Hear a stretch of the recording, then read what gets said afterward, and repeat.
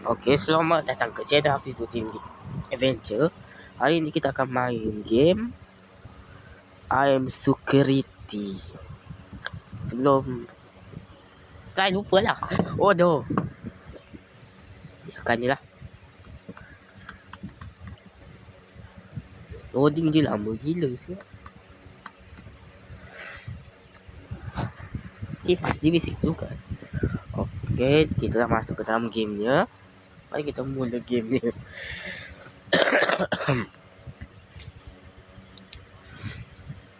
Game dia gelek-gelek ni. Kenapa sah?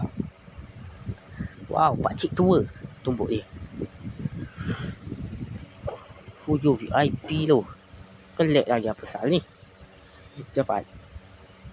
Gelek gila game ni. Apalagi bila main dalam mobile phone. Lakilah. Ayo buka. Suara game ni. Tak tahu apa sah. Dia ni semut ke apa ni? Siput ke apa? Lama gila. Jalan.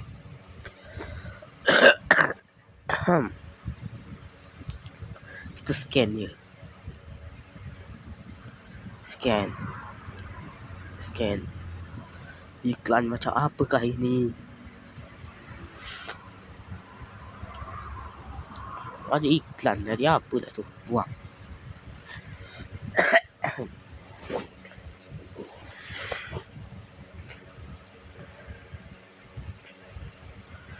Fuyo, dia dah lari dengan diri.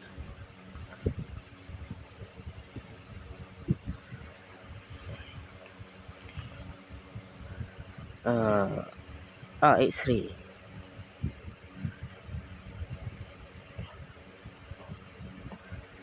Gelek kenapa game ni?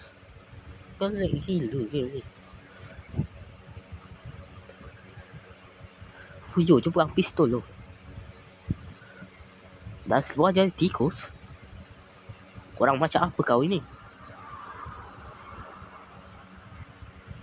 Jom ni.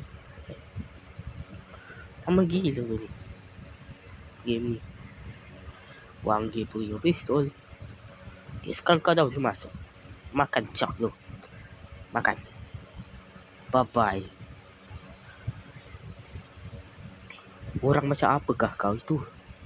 Orang ke badut je itu. Musyal. Apa tu musyal? Pistol siap. Pistol air. Piu. Oh, mandilah kau. Mandilah kau. Wah. X-ray sikit. Boleh X-ray lalat dia tu punya. Punya lah mungkin. Apa itu?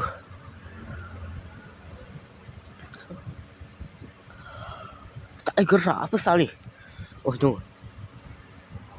Iklan bola pula dah. Kita kembali. Tak ada gerak. Tolong.